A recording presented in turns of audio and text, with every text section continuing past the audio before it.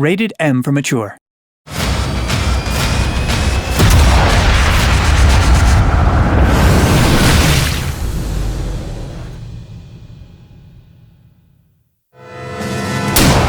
Oh boy, another experiment.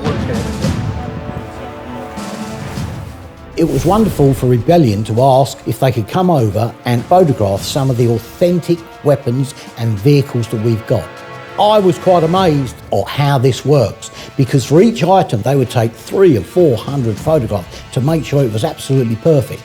We've done German half-tracks, German tanks, all kinds of artillery pieces. The one part we did a Kattencrad. Kattencrad is a tracked vehicle. It's like a motorbike with tracks on. This particular Kattencrad was in the film Saving Private Ryan, and a lot of people might remember it's the one where it nearly topples over when it goes around the corner. I nearly had a heart attack that day, but that's another thing.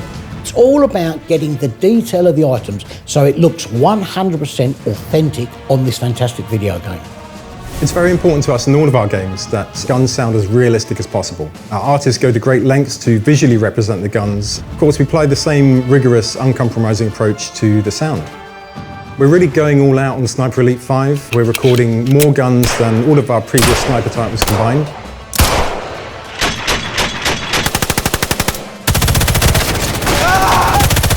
We all know Karl likes to sneak around, stealthily picking off the enemy with his silenced pistol.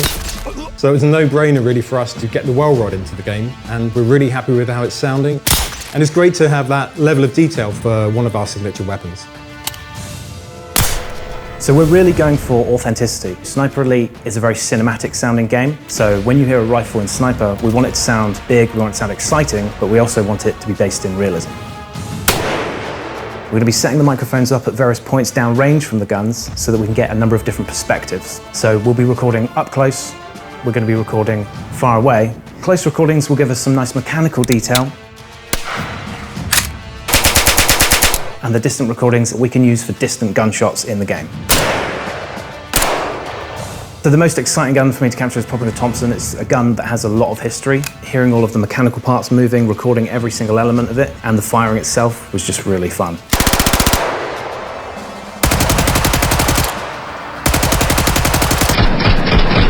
The great thing about SE5 is there's so much customization in there and so many different varieties of weapons, but you can replay missions and with different weapons will really give you a different experience.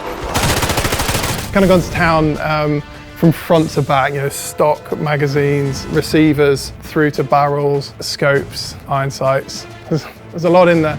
They all exist within the world in workbenches, and these will be located in strategic locations or hidden away in a sort of back room in what we call armories or resistance caches.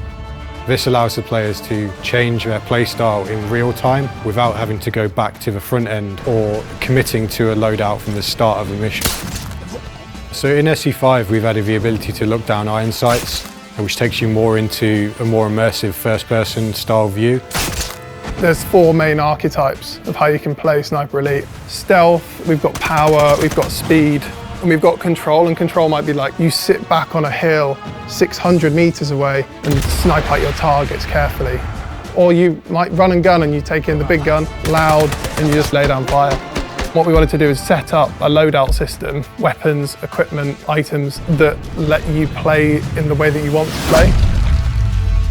Working with partners such as the Imperial War Museum and Royal Armouries gives us a level of authenticity that helps us elevate the game and add historical accuracy as well. We tried to encourage more focus on thinking and planning, which is really what underpins the Sniper Elite experience.